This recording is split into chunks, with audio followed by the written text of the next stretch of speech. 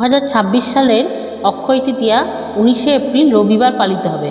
বৈশাখ মাসের শুক্লপক্ষের তৃতীয়া তিথি 19শে এপ্রিল সকাল 10টা 49 শুরু হয়ে 20শে এপ্রিল সকাল 7টা 27 শেষ হবে। সোনার রূপো কেনার শুভ সময় 19শে এপ্রিল সকাল 10টা 49 শুরু করে পুরো দিন এবং 20শে এপ্রিল ভোর পর্যন্ত। ॐ जयलक्ष्मी नमः। ॐ विजयलक्ष्मी नमः। ॐ क्षीरसागरकन्यकावै नमः। ॐ रामावै नमः। ॐ वीरलक्ष्मी नमः। ॐ धनलक्ष्मी नमः। ॐ गोलक्ष्मी नमः। ॐ गजलक्ष्मी नमः। ॐ हयलक्ष्मी नमः। ॐ धान्यलक्ष्मी नमः। ॐ भूलक्ष्मी नमः। ॐ धैर्यलक्ष्मी नमः। ॐ श्रीलक्ष्मी नमः। ॐ वरलक्ष्मी नमः। ॐ सुखलक्ष्मी नमः। ॐ सौरलक्ष्मी नमः। ॐ रूपलक्ष्मी नमः। ॐ कान्तिलक्ष्मी नमः। ॐ नित्यलक्ष्मी नमः। ॐ अष्टलक्ष्मी नमः। ॐ विष्णुपत्नी नमः। ॐ विष्णुवक्षस्थलवासिन्यै नमः। ॐ शङ्खलक्ष्मी नमः। ॐ सलक्षणग्रहवासिन्यै नमः। ॐ भीलमाटभिवासिन्यै नमः। ॐ कदम्बवनवासिन्यै नमः। ॐ कल्पद्रुमवासिन्यै नमः। ॐ दिव्याङ्गनसकुलवासिन्यै नमः। ॐ गपुरग्रवासिन्यै नमः। ॐ शुभ्रवस्त्रवासिन्यै नमः। ॐ शुभ्रवस्त्ररूपावै नमः। ॐ ध्वजाग्रवासिन्यै नमः। ॐ नरेन्द्रभवस्थावै नमः। ॐ धवलछत्रनिवासावै नमः।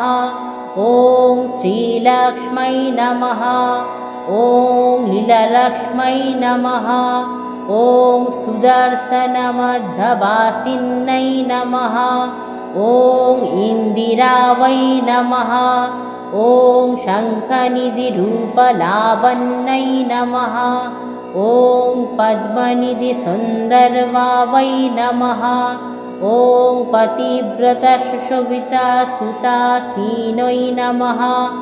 ॐ गङ्गातीर्थरूपिण्यै नमः। ॐ क्षीरवृद्धिनीलधवावै नमः।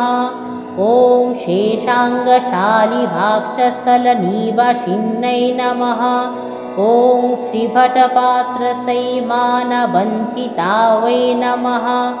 ॐ सत्यप्राणिहृदिस्थावै नमः। ॐ विचित्रदर्पणकरवासिन्यै नमः। ॐ उभयचमरसमुक्तलावणावै नमः। ॐ चतुरङ्गभासिन्यै मध्यस्थावै नमः। ॐ शारदकैकारावै प्रियावै नमः। ॐ सीतकमलासनप्रियावै नमः। ॐ पार्वतीलीलाविवादिन्यै नमः। ॐ शारदास्तुतिवैभवावै नमः। ॐ इन्द्राणीप्रणतमोदिनै नमः। ॐ ईश्वरीस्तुतिवैभवावै नमः। ॐ हुङ्कारभाररसिकावै नमः। ॐ इन्द्राद्रिप्रियभान्दिदवावै नमः। ॐ मनुचतुर्दशभुवनवन्दितावै नमः। ॐ जगन्कारुजप्रियावै नमः।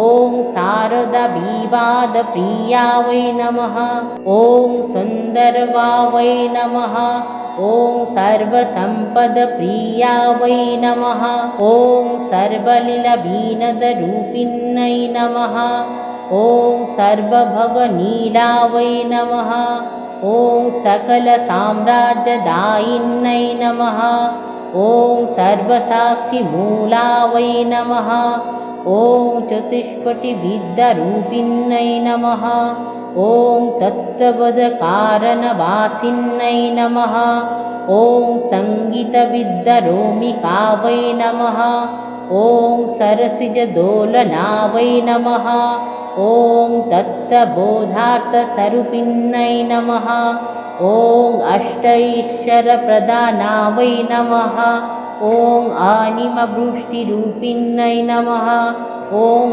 अष्टलक्ष्मीनामानदितावै नमः ॐ हरिहरब्रह्मभानेन्द्रपूजावै नमः ॐ अमरगणपत्न्यै स्तुतिवैभवावै नमः ॐ नवकटस्तुतिकोदावै नमः ॐ नवरत्नखचितशोभावै नमः ॐ नवरसभासालङ्कितशोभावै नमः ॐ नभलनिजलभीलसदप्रकाशिन्यै नमः ॐ नारायणी नामरूपावै नमः ॐ नादबिन्दस्वरूपिण्यै नमः ॐ नवरत्ननिधिरूपलावणावै नमः ॐ नववेदुष्टिनावकावै नमः ॐ नारदादिऋषिपुत्रिस्तुतिवैभवावै नमः ॐ नवयौवनलावण्यावै सुन्दरवै नमः ॐ नवरत्नखचितवैकुण्ठमन्दिरावै नमः ॐ नवनीतचोरधामिनै नमः ॐ नवरत्नावै नमः ॐ शुभहस्तधारावै विष्णुवक्षस्थलावै नमः ॐ अतिसुन्दररूपावै नमः ॐ रूपोपमनरोहितावै नमः ॐ लीलाविनोदिन्यै नमः ॐ नित्यश्रीनित्यानन्दावै नमः ॐ निर्मलावै नमः ॐ निरञ्जनावै नमः ॐ निष्फलावै नमः ॐ नित्यशुद्धावै नमः ॐ निर्विकल्पावै नमः ॐ निरधारावै नमः ॐ निस्सन्देहावै नमः ॐ निरहङ्कारावै नमः ॐ नित्यपरिपूर्णावै नमः ॐ निरवधिकगणसाक्षमीनाय नमः ॐ नित्यानन्दस्वरूपिण्यै नमः ॐ श्रीवरलक्ष्म्यै नमः।